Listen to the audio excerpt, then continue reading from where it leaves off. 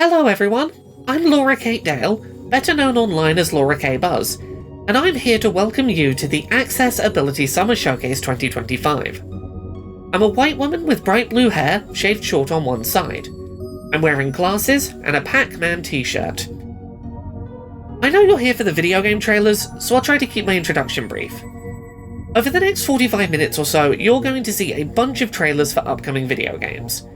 Some of them are being made by disabled game developers, and all of them are being designed to be accessible to as wide a range of disabled players as possible.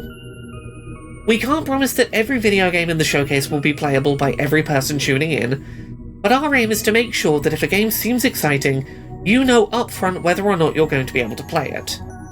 Our hope is that for most of you tuning in, there will be at least a handful of games shown in the showcase that will have the correct mix of accessibility settings and features that you need to be able to play the game upon release. If you want to see most of today's games in one place, organised by accessibility support type, you can check out our Steam event page by going to bit.ly/Summer Showcase 2025. There you'll find demos for each game, as well as being able to wishlist any that catch your eye. This year's showcase is sponsored by Many Cat Studios, an innovative game development studio creating new solutions to barriers in gaming through recruitment or engaging with video games. The Access-Ability Summer Showcase is available with American Sign Language, British Sign Language, and audio-described versions every year, and Many Cat Studios' support this summer was vital in helping us to produce these additional versions of the event. Well, that's enough from me. Let's jump into the game trailers. Welcome to Chromagun 2, a first-person puzzle shooter where color is the key to solving intricate challenges. Like Portal 2, but instead of portals you control droids, mechanical assistants that are drawn to walls of the same color. Need to guide a droid? Just paint the walls. Mix colors to open new paths, solve puzzles, and outsmart the game's many clear obstacles. But that's just the beginning. Because Chromagun 2 is all about color, we knew some players might face difficulties. Those with color blindness or vision impairments could struggle to differentiate between key elements of the game. That's why we created the Colorblind mode, a revolutionary accessibility feature designed to make Chromagun 2 playable for as many players as possible. In Colorblind mode, colors are represented by unique symbols. Blue is marked with a circle, red a vertical line, yellow a triangle. Every color-coded object in the game is assigned a clear, intuitive symbol. And with symbol tracking, players can easily follow color interactions in real time, making puzzles more accessible than ever before. And what about mixed colors? We've got that covered. Just like in traditional color theory, combining blue and red creates purple. In colorblind mode, this means the blue circle and red line merge into a new recognizable symbol, a circle with a stripe. This system ensures that colorblind players can experience every puzzle, every challenge, and every moment of Chromagun 2 without compromise.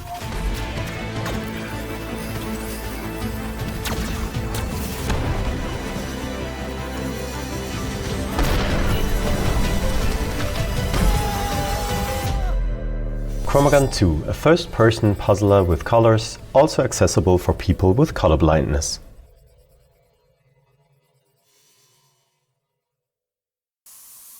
Spray Paint Simulator is a relaxing and satisfying game that allows you to express your creativity as you take items from drab to fab. You'll start your own spray painting business, meet with some of Spatterville's most eccentric clients, and fulfill their requests. You'll manage your equipment and supplies, start each task by prepping your space, and then paint to perfection. After completing jobs, you can unlock Free Spray mode, allowing you to paint everything you can reach to your heart's content, alone or with a friend. The team at North Star Video Games, in collaboration with Whitethorn Games, has worked hard to make sure that their game can be played by as many people as possible, and has implemented a number of features to increase accessibility. In Spray Paint Simulator, complete jobs at your own pace. There are no time penalties, and you can leave a job at any point and pick up right where you left off the next time you play. You also have the option of skipping the preparation phase so you can jump right into painting. Use the Task Highlight feature to show areas you need to mask or paint. You can edit the duration of the highlight so it stays visible longer, and you can change the highlight color so it will stand out no matter what color you're painting with. There are a variety of options to fine-tune how you play, making sure that your spray tool is perfectly suited to your preferences. Toggle between tap and hold inputs, adjust the size of controller dead zones, and separately adjust the sensitivity of camera movements while walking and spraying. You can also use aim mode to keep the camera still while you move the spray tool, allowing you to paint details with ease. For better visual accessibility, you can customize the amount of camera smoothing, increase reticle size, and set the field of view between 40 and 90 degrees. There are also separate audio channels for ambient sound effects, spraying sound effects, and music, as well as a choice of stereo or mono audio. As always, you can get the full details about the accessibility features available in this and any of our titles by visiting whitethorngames.com and clicking on the accessibility section. We hope you'll enjoy playing Spray Paint Simulator, available now on Steam, Xbox Series X, Xbox Series S, Xbox One, Xbox Game Pass, and PlayStation 5 and 4, and will be available on Nintendo Switch on June 19th. We here at Accessibility recognise that the needs of blind gamers are often overlooked by the games industry at large, with relatively few game developers and publishers tackling making their games accessible for partially sighted or sightless blind players. So, every year we make an effort to find new, interesting and creative games to showcase that are aiming to be playable by a wide range of blind gamers, ideally without requiring sighted assistance. This year, as part of our push to showcase more blind accessible games, we paid attention to the Games for Blind Gamers Game Jam, an event in its 4th year trying to encourage creative game design exploration focused on blind player accessibility.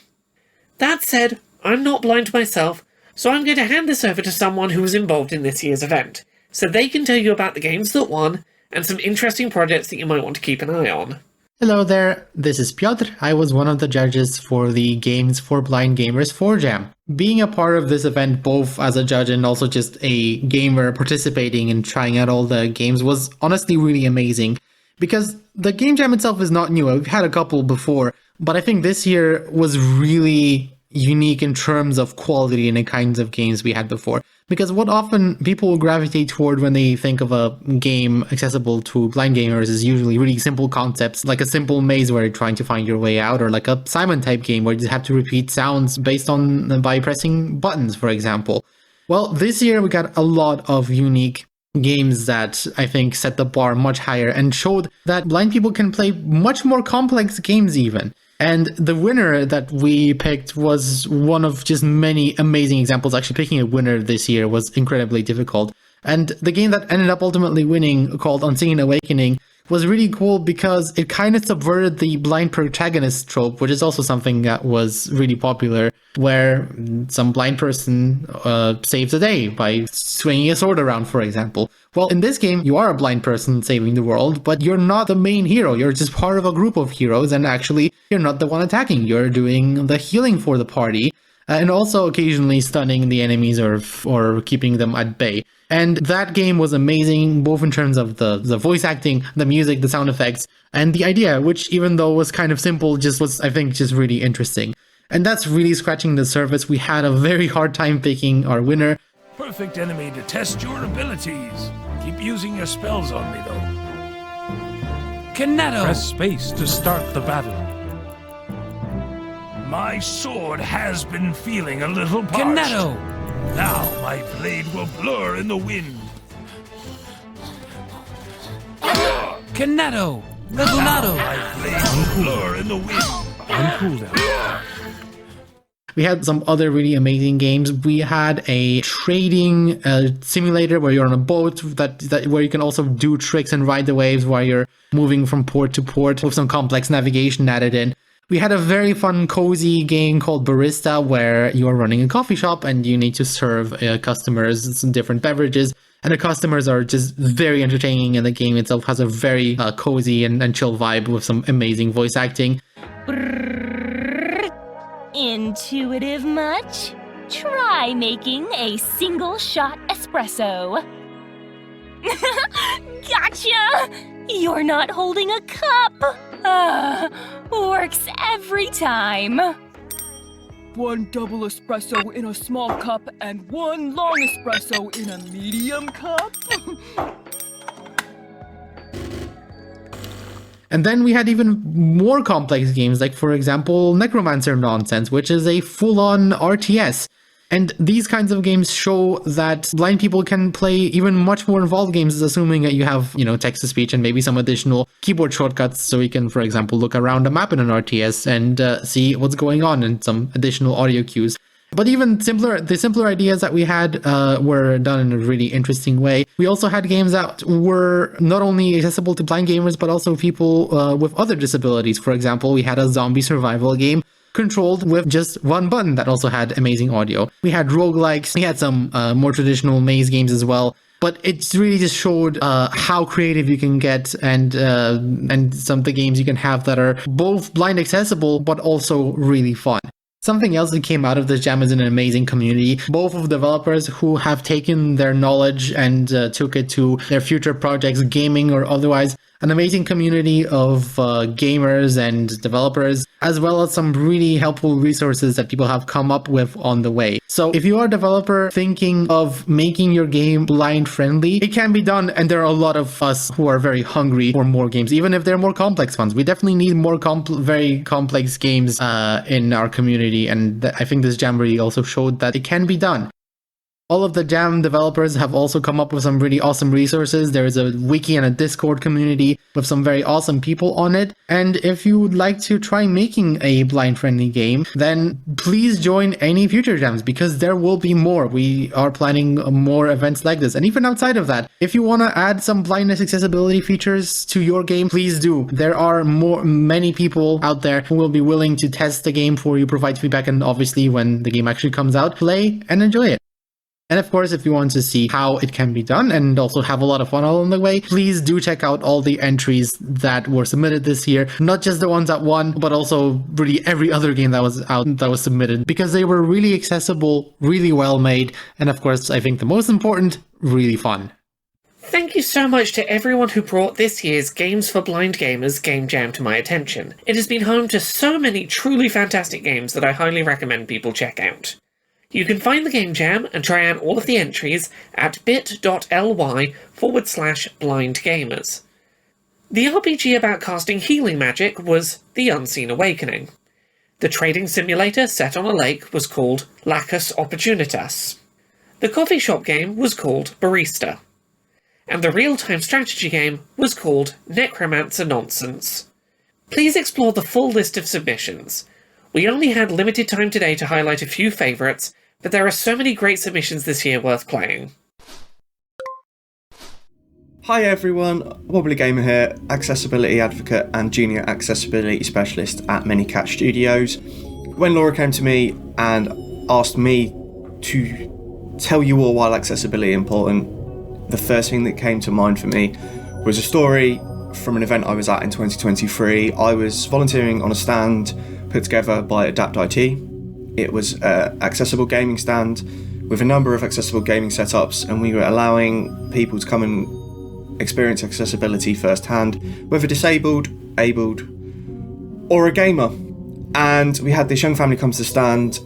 The young girl herself was 6-7 years old, had quite bad cerebral palsy, was currently in a walker, and she was Paw Patrol mad. All she wanted to do was play Paw Patrol, and she couldn't. So we got her set up on the accessible kit from Xbox, got her set up on that, and she started playing Paw Patrol. Her mum started crying, her dad started crying, because her excitement was just so unreal, which led to me and Simon from Adapt IT both crying. And for me, that really hammered home why accessibility is important, because we don't do it for us, we do it for the enjoyment of others. And for me, you can't recreate that. It was a young girl that was that excited to be playing a game. She couldn't handle her emotions and she burst into tears. And I think for me, that's what it's all about. It's about making a difference. Hi, I'm Darzington of the two-person indie studio Darzal Games, and I'll be showcasing the accessibility features for the 2 games we've released so far. I have chronic hand pain and limited manual dexterity, and so we design our games to accommodate people with similar issues. As a gamer, I'm limited in what kinds of games I can play, so we're making more games for people like me.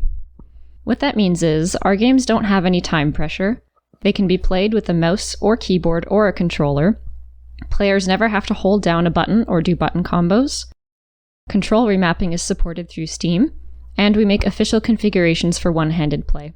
In our first game, Quest Giver, you play as an NPC giving out quests to heroes, but your manager is looking for any excuse to fire you, and the local heroes have little patience for a mere NPC. It's sort of a management visual novel. In each scenario, you choose appropriate quests for the heroes in your roster to help them to level up, as well as navigate dialogue choices to try to get one of the good endings. Quest Giver is a text-heavy game, so for ease of reading we've included 2 font options, a retro pixel font or an easier-to-read sans serif curvy font, and also the ability to show dialogue text instantly instead of spooling it out and thus reducing motion. This puts the emphasis on the game's story rather than the mechanics, so you can focus on getting fired or assassinated, destroying the entire world, falling in love, joining a cult, starting a mutiny, getting seduced by a demon, and more. Our second game is Six Sided Stories. It's a chill puzzle game with relaxing lo-fi beats and cute animals. Six Sided Stories is like a jigsaw puzzle, but instead of placing each piece, you flip and color them correctly. Each puzzle image leads into the next one, following the adventures of a calico cat who meets new friends. As you move forward in the story, the puzzles get trickier, with more pieces and finer details.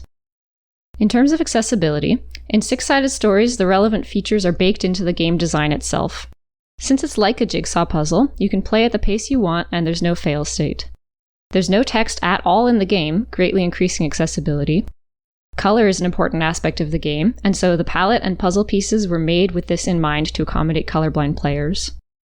And finally, there are 2 hint systems. You can view the full puzzle image at any time, like looking at the top of the box, and an incorrect piece will occasionally wiggle to catch your attention. Six Sided Stories is designed to be accommodating to players who just want to relax and work through some cute puzzles. I mentioned earlier that I have chronic hand pain and limited manual dexterity, and this affects me as a game developer and as a player. So I've learned to do all of my coding by voice using a piece of software called Talon Voice. Here's a quick demonstration. If block, camel should show menu, go down, declaration table. It took me months, if not years, to get good at programming like this, and I haven't really found a way to make art hands-free, but I can't let these challenges stop me from making the games of my dreams. Our studio's goal is to make our games playable by anyone who wants to play them, so we're doing our best to make our games accessible, as well as making sure that they run on low-spec computers. We are just 2 novice developers, so we're always open to feedback about how to make our games more accessible. Please get in touch if you have any suggestions. And if you like the look of Quest Giver or Six Sided Stories, they're both available on Steam now. Thank you!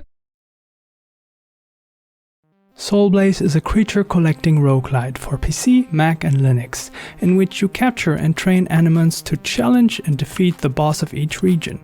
Combat evolves around rolling and spending dice to activate your moves, called tricks. Different effects can make your moves even stronger, such as rolling a double or matching the colors, allowing for building around certain strategies by matching trick effects and dice. Soulblaze features a selection of accessibility settings, which I'm constantly improving and adding to, such as the text-to-speech mode, which features screen reader support for native OS text-to-speech systems and NVDA. During a battle, all relevant information is read out to you. Wild battle started. You summoned Kalbu, wild enemy, Diff Dagwa. Available tricks: 2. Press C to hear all controls. Press Enter to begin battle. New turn, rolling dice. Rolled 4, 2, 6 EXP. Diff Dagua will use Snap. Selected, 4. But if you want to know more, you can always use the Inspect button to get details. Inspect mode on. Snap. Rarity. Decent. Critical chance. 6%. Damage. 2. Cost. 3. Precise. If you pay this skill exact, it gains bonus potency equal to its cost. By pressing left or right, you can get immediate details over your Anemon or the opponent, including visual descriptions. Diff Dagua, a mix between a frog and a newt. It has a blue body with green spots and a white belly. 2 sets of external gills decorate its cheeks. It has lavender eyes and is looking gentle. Anemones are growing from its back. You can play the game with a mouse, keyboard or gamepad, and even touch if you're playing on the Steam Deck. And you can remap all controls in the settings. For players with color vision deficiency, I have made sure to pair all color information with icons. Additionally, you can fully customize colors of UI categories, such as Anemon elements, rarities, or positive and negative effects. Other UI features are enabling the Open Dyslexic font and scaling the UI elements or the text size. With the difficulty customizations, you can select how many dice the enemy has, how much damage you receive or deal, including invincibility, that you defeat enemies with 1 hit, or that capture rate is always 100%. If Soul Blaze has piqued your interest, give the demo a try and wishlist the game. Thank you so much. Hi everyone, Laura here again. This next game is a title that I think is tackling a deeply important topic, but one that's not often covered in video games, and is being approached from a more hopeful perspective than you might expect given its initial pitch. The game touches on difficult themes, in this case, life after childhood sexual abuse. I believe this game has incredible potential and is really worth showcasing, but I wanted to give people a moment of heads up as to not be caught off guard by the topic. I hope you check out the trailer. I do think this game is doing something incredibly special and important. Wednesdays is a hope-filled narrative game about growing up after child sexual abuse. It is meant to be played by everyone, gamer or not. The game alternates between 2 phases: the park, which is a simplistic theme park management game, and the memories, which play like a visual novel or an interactive comic. Both can be played with a mouse, a keyboard, an Xbox controller, or any combination of those. Wednesday's first launch will always be in windowed mode to allow the use of various accessibility tools. The settings are accessible from the start and at any time during the game. Wednesdays being a narrative game, a lot of care has been put into the accessibility of text. Players can advance in the story manually by clicking or pressing a button, or they can choose to have the text scrolling automatically with 3 different speeds available. The park and the memories use different fonts, but each of them can be replaced by a highly legible alternative font. 5 font sizes are available, from very small to very big. If you skip a line by mistake or want to refresh your memory, all the previously played dialogues are available in the diary. The text is always highly contrasted, and all the color palettes were chosen with different degrees of colorblindness in mind. No essential information is ever transmitted by color. In the park, the cursor movement speed can be adjusted. The drag and drop can be deactivated, as well as the animations, if they turn out to be annoying or distracting. The music and ambient sound volume, as well as the sound effect volume, can be adjusted independently. The game contains no 3D audio effect, and all important sound effects are dubbed with a visual onomatopoeia. Wednesdays requires no precision, nor speed, nor complex sequence of actions. It contains no flashing lights, no haptic feedbacks, and never requires to hold down a button. The game is available on Steam, but also on itch.io for those who don't want to create an account, nor learn how to use the complicated Steam client. This is Heartspell, Horizon Academy, the upcoming puzzle-based dating sim with heartwarming stories and 11 lovable characters. Accessibility is at the core of Heartspell and guides its writing and design. The branching narrative gives players choices at every turn, with romantic and friendship paths for every character. You want something from me? Tell me what it is. The puzzles are challenging, but have no time pressure, and at any time, players can adjust the difficulty or remove the puzzles entirely. To make the story as accessible as possible, Heartspell offers dyslexia-friendly fonts and an option to increase font sizes. All 280,000 words of Heartspell's story are voiced by our cast of talented actors. Calm down! I know what a date is. I'm probably awesome at dates. How hard can it be? Oh, babe, there are plenty of fish in the sea, and no reason not to date all of them. Heartspell also has more specific options like Arachnophobia mode, and the team is always taking community suggestions for ways to make the game even more inviting. Wow, you're amazing! Tasty! Yes. Yeah! Heartspell has a free demo with over 90 minutes of content to introduce its wondrous world and memorable characters. I hope I'll see you there. Here is Gales of Nayeli, a narrative-driven strategy RPG from Blind Coco Studios. As a colorblind developer, we believe that strategic depth shouldn't come at the cost of accessibility. As a result, Gales of Nayeli has been built from the ground up with lack of color vision in mind, and is jam-packed with other accessibility features and gameplay modifiers to help tailor the game to your needs. For instance, there are options to receive more strategic advice from Daisy, the helpful fairy, or to make faction indicators more visible to differentiate your friends from enemies in the heat of battle. The effect hits can also be toned down to reduce eye strain during battle animations, and controls can be remapped to make the game fully playable with only a mouse, a keyboard, or controller if needed. Finally, if you're here to enjoy the story with a more relaxed play experience in mind, you can turn on Ideal Growth mode, which will ensure your units always grow to their maximum potential. Gales of Nayeli is made by strategy RPG fans, and we want as many people as possible to enjoy it. If you liked what you saw, feel free to try out the demo available on Steam and wishlist the game so you don't miss the game's launch this summer.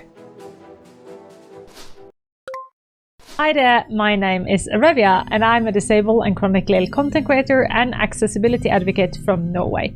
And I'm also Laura's co-host on the podcast Control All Access. I'm born with a brain injury called cerebral palsy, and I also have arthritis, and due to that, I play games with my feet. Yes, you did hear right, I have a dual setup where I use both my hands and my feet to play games, and it makes it so that I can play a game without any pain. I have a burning passion for game accessibility, and when I saw a game that has added accessibility and are from my own home country was going to be on this show, I knew I needed to present them. So all the way from the land of Fjord and Fjell, I give you Sunlight by Krillbite Studio. Hi, we're Krillbite Studio, and we wanted to give you guys an update on our game, Sunlight. In addition to the existing subtitles, we've added audio description to the game, making it accessible for more people, so they can enjoy this philosophical hike through a beautiful forest. Here's how it plays out.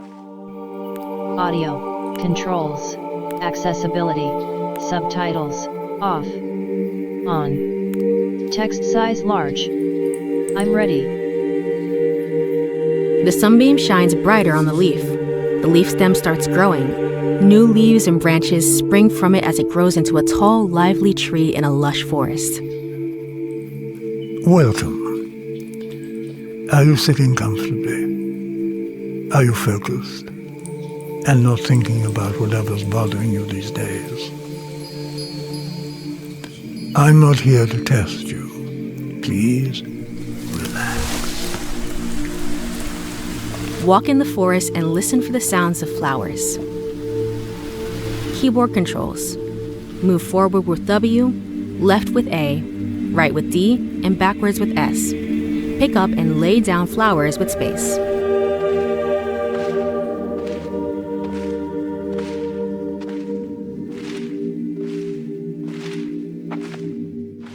Sunlight is a calm experience with no fail state, no rush, and no pressure to complete it. No matter where you go, you'll end up in the right place. Follow this sound to find flowers. You are now standing by a flower.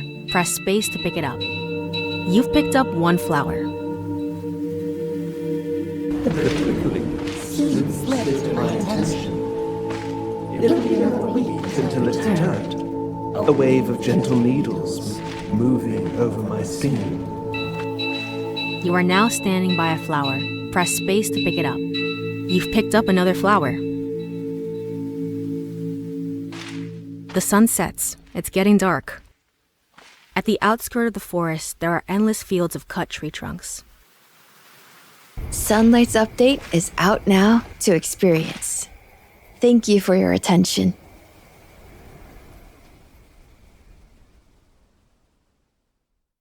You might have heard about Survival Climber Cairn and thought the game was going to be intense and challenging.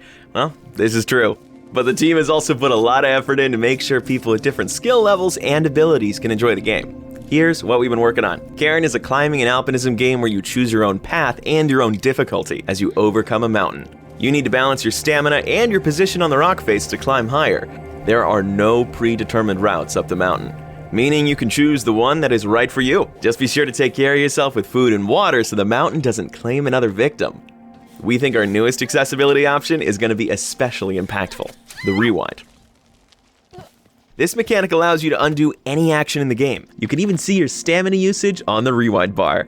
After a fall, hit the rewind button and you can go right back to where you want to be. And then you can keep climbing. Not only can you use rewind to take back a mistake, you can also use it to explore and experiment to make your climbing journey in Cairn yours. Cairn also features fully rewindable controls, so you can make your climb feel just right.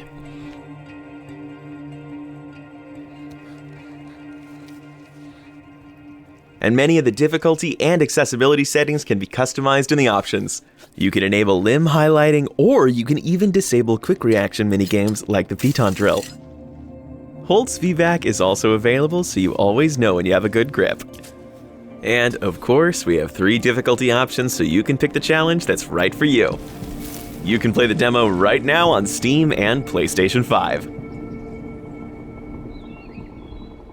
Airship's Lost Flotilla is a steampunk bullet hell game where you fight your way through waves of enemies like robot wasps, cultists, and dragons. I've taken care to make the game as accessible as possible in a variety of ways. The game is equally playable with keyboard, mouse, and controller. With the keyboard, you can switch between tank controls and directional controls for most ships, and of course, the controls are remappable. If you prefer to play with the mouse, activate Ship Follows Cursor. Finally, you can use either stick or the D-pad on your controller to control the ship. Visually, it's of course fun when there's lots of particles and explosions and so on, but it can also be overwhelming or make important information hard to see. So there's detailed visual settings. You can toggle particles, animations, explosion flashes, damage numbers, and screen shake. You can adjust the visibility of the background to be muted or pure dark gray. And there's a color highlighting mode which turns enemies and enemy shots bright red and pickups either blue or green while muting all other colors. Finally, there are 2 gameplay options worth mentioning. You can turn off permadeath and you can freely adjust the game's speed. I hope that with these options, you can customize the game for your maximum enjoyment. Check out the game on Steam, and if you have any suggestions for my accessibility controls, let me know. Hi everyone, my name is Danny Brennan, also known as Dannyline online. My pronouns are they them, and I'm a white person lying in bed, wearing a purple top, hat and glasses, surrounded by penguins. Being chronically ill isn't fun, but when I'm well enough, gaming is the best distraction from symptoms such as pain, and it gives me something to talk about with others, making me less isolated despite living mostly in bed. My hands don't always work all that well, so being able to use different control schemes is really important. On bad hand days, the only way I can play games is with a touchscreen, which is why I'm thrilled to be able to introduce this next game, which amongst other accessibility options supports touch input, as well as keyboard, mouse and controllers. Rollick and Roll is a casual puzzle experience inspired by classic Marble Run playsets. By controlling the level itself, you'll help to guide colourful toy vehicles to their goal. Each button press will manoeuvre a set of corresponding obstacles. These obstacles are distinguished by their contrasting colours and unique shapes. If your vehicle falls off the track, a countdown will alert you to an automatic restart.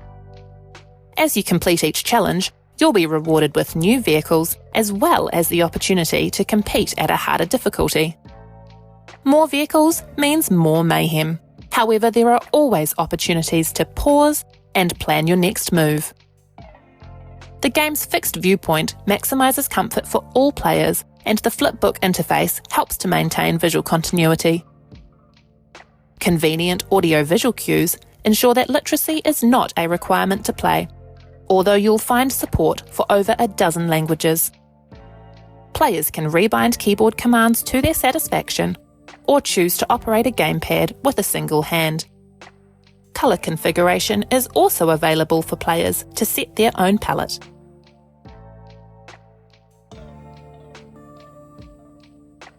Rollick and Roll is still under development, but please try out the demo on Steam and tell your friends. In Trash Goblin, you play as a cute little goblin running a cute little shop. You dig the dirt off trinkets, clean them up, and then sell them to customers. Maybe you upcycle them, maybe you make a tidy profit, maybe you invest that gold into your shop, customizing it, expanding it, and trying out new and better tools. And we, the goblins developing it, have been trying out new and better ways to ensure that as many of you as possible can enjoy it. For example, during cleaning play, we've added a dirt highlighter, which helps you find that last little bit of grime, and we chose to colour it blue to accommodate as much of the range of colour vision deficiency as possible. Plus, now we highlight a trinket's edge when the sponge is hovering over it, for extra confidence. The player can navigate their shop with the arrow keys, whilst controlling camera movement speed, and being able to toggle the camera edge movement on or off. You can now also rotate trinkets with the WASD keys, whilst choosing the object rotation speed that suits you best. We added a quest tracker to ensure you always know what to do to meet your customers' needs, even after a break from the game. It allows you to find what you need with a simple click of an icon. Plus, it enables you to recall important customers, so you can take your time. And there's the Trinkepedia, handily tracking every trinket you've found, cleaned, upcycled, and sold. Of course, that's on top of everything we showed in last year's accessibility video. There are intentionally no fail states, time pressures, or skill gates. In response to player feedback, we allow players to choose several control modes for cleaning and chipping. All core interactions are achievable with just the mouse, whilst the keyboard can be used for navigation as well. We chose a sans serif font, and we allow you to control the size and speed it displays at. In fact, we recently got nominated for our work on this, which is of course very rewarding, but we're excited to work with our community to learn and to implement even more accessibility features into the game. Trash Goblin is out now on Steam. This fast-paced first-person retro shooter is Blow Up! Avenge Humanity, a game developed by Half Sunk Games. The team at Half Sunk Games provides a series of accessibility features so that everyone may be able to play and enjoy the game. See these enemies? No? We'll increase the outline thickness and even change its color. Now you won't miss them. Is it not enough? Turn on the desaturated background and highlight important options to help you see even clearer. This is an extremely frantic game, packed with lots of action and fast movements, which is why it also has accessibility options for UI and screen effects. Try reducing the opacity of the HUD, or changing the crosshair, deactivate some more effects and customize the screen to your liking. Last but not least, it's also possible for players to regulate the amount of screen shake they will experience, as well as reducing or increasing their field of view. This way, people prone to dizziness in first-person games can have an easier time playing, although we're still working on finding new ways to make the game accessible to all players. If you liked it, please consider wishlisting the game on Steam, join our Discord server, and stay tuned to the Half Sunk Games and Blow Up socials so you don't miss a single thing about Blow Up, Avenge Humanity. I'm Zlander Street. I'm a white non-binary person in their mid-30s with a bright green mullet, and I'm wearing a blue hoodie that says Assigned Earth at Birth on it with Intropology.com in tiny letters. My project is called Intropology. It's a narrative-driven queer indie game that's performed live by real actors online. I'm showing you some footage now of different moments in the live performance with actors in webcam views on the left-hand side and an interaction panel on the right, which has things like voting options and text entry boxes. Here, the view of the actors is overlaid with a live coding environment with bits of text code and swirling neon shapes that are being procedurally generated. The show is all about alien anthropologists in a multiverse that faces a cataclysmic breakdown in the nature of reality. Our next performance is on the 15th of June, and you can register to see it at Intropology.com/tickets. The audience collectively shapes the story through a web app that looks like the main character's janky computer desktop. For example, in this footage, there's a purple taskbar at the top of the screen, and it looks like the actor's webcam view is in a video call program. The UI is all really simple, as if you're using a minimalist version of Linux that you might see on a Raspberry Pi. Our interaction mechanics are a bit like other narrative-driven indie video games. The audience votes for what the main character will say and do. And sometimes they get to write things in that they will say in a stream of consciousness rant. Combining games and theatre in this way allows us to bring interactive theatre to people who experience barriers to in-person venues due to disability, chronic illness, or regional inequality. All of our shows have integrated captions, BSL interpretation, and keyboard-compatible interaction. How do I look? Oh god, my skin looks so pale in this black wig. Some audio description is integrated into the script, and we're working on expanding our audio description to include everything that's on screen in a way that reflects the different worlds that our characters inhabit. The interface you have accessed resembles a dressing table made of holly, inlaid with decorative veneers of ebony, purple heart, and sycamore. We've designed the experience to be compatible with many of the access accommodations people use for browsing the internet, such as screen readers. But this isn't fully tested, and audio from the screen reader might clash with audio from the performance sometimes. There is also a potential photosensitivity risk in some aspects of our show. Intropology aims to tell stories about how we'll become smaller and more fragmented, how we can reconnect, and how we can build better worlds together. If that sounds exciting to you, please register for our next performance on the 15th of June. You can register at intropology.com/tickets. Hello everyone, I am Sightless Combat and I'm very pleased to be back for another edition of the Accessibility Summer Showcase. Thank you so much to the organisers for having me on board for this. It's always great to be able to talk about cool, new, fun and interesting and of course, most importantly, accessible games. Now, for those that don't know me, I'm an award-winning multi-credited accessibility consultant and gamer without sight, having never had any sight whatsoever, from the UK, and also accessible gaming officer for RNIB, that is Royal National Institute of Blind People, the UK-based sight loss charity. By way of a description, I'm a white man with light facial hair wearing a cap with my logo on it, a pair of crossed swords intersecting an eye, and in my background is a large amount of gaming memorabilia that I've accumulated over the years as part of what my community has called the Wall of Stuff. Now, as to the game I'm going to introduce to you today, if you're not familiar with it, it's actually one that I've played before in a demo form, and it's from a genre that is kind of accessible by accident or by trial and error, depending on who you ask, and that is rhythm games. Yes, I get to talk about an accessible rhythm game, and I played the demo, I think it was last year, and was very, very pleased and impressed.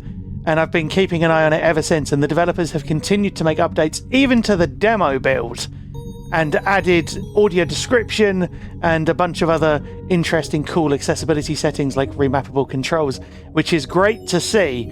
But I'm not going to try and spoil anything other than saying that if you're a fan of Rhythm Heaven and minigames and interesting challenges, then I think this game will probably be for you. But without further ado, I haven't even told you the name of the game yet, so I'm going to introduce to you, from the wonderful folks at Tempo Lab Games, this is Bits and Bops. Bits and Bops is a collection of original rhythm minigames. Filled with catchy music, snappy gameplay, and gorgeous hand-drawn animation, Bits and Bops is sure to brighten your day. Bits and Bops is designed to be completely playable without sighted assistance. The game supports text-to-speech narration, with additional narration available to describe visual elements, helping to provide context to each minigame. Scene: a sparkling blue ocean under a pale blue sky. In the bottom left corner of the frame, an orange cat wearing red shorts and holding a camera stands on the deck of a small boat. The boat bobs gently up and down in the water. Ah, the open ocean. This seal loves to bop the beach ball. Tap space to snap a photo. Next, bubbles appear in the water, then a purple seal emerges with a splash. A multicolored beach ball descends from the top of the frame.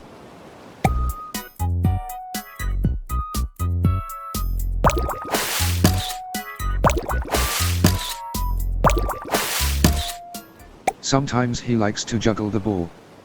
What a show-off. When you hear the bell, get ready to snap 3 photos in a row. Watch the ball for the timing. Next, a ship's bell sounds and the cat whips his head left and right. The seal emerges from the water and bounces the ball twice, then bops it back into the air on the 3rd hit.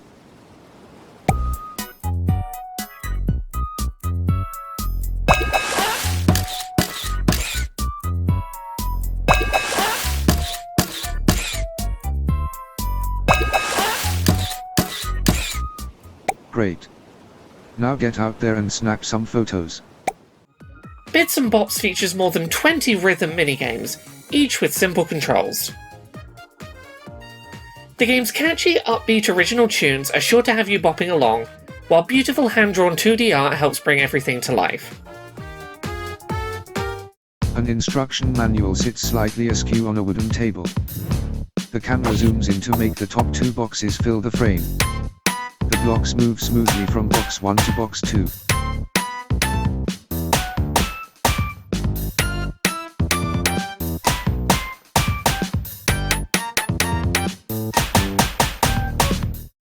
The window blind is down and the room is dim.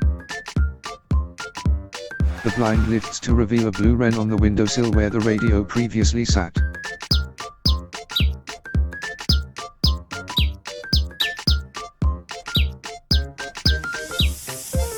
The birds talk about their home lives. The wren raises a family and the canary eats chips.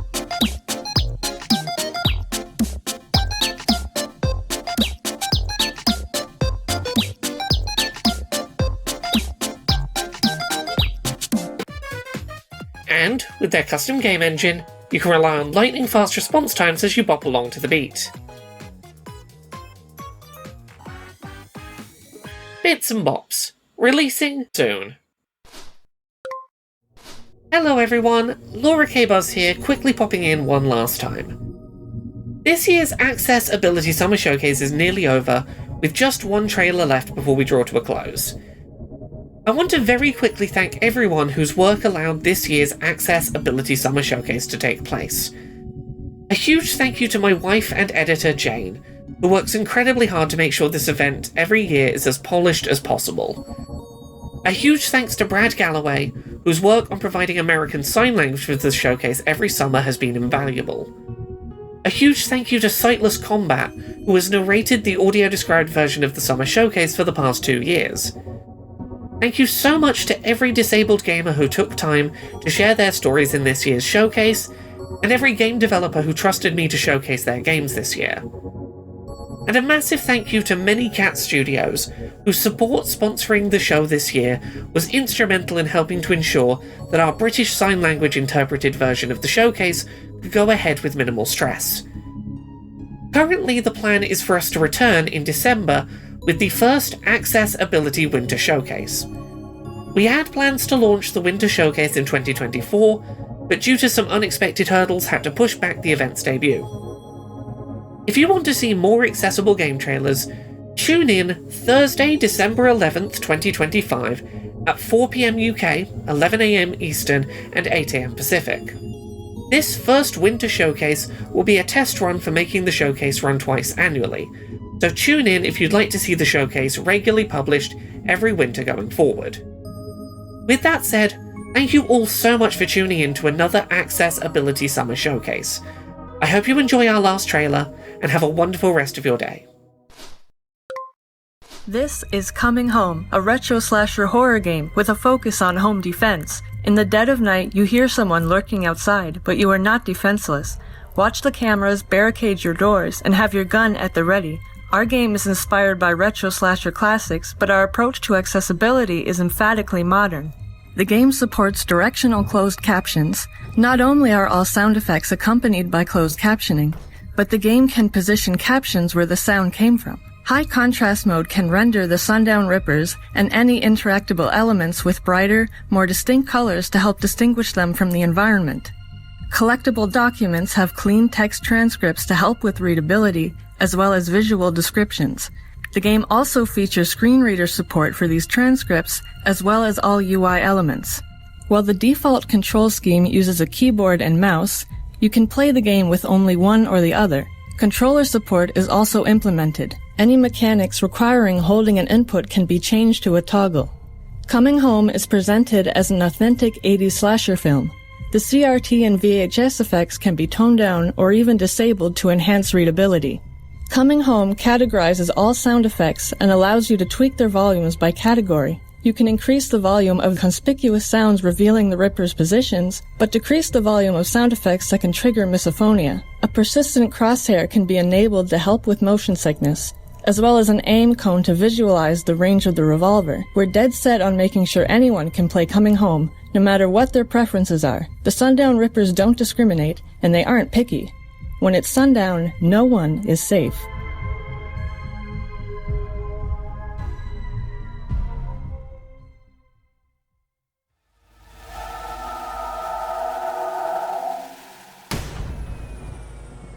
Wishlist Coming Home now on Steam.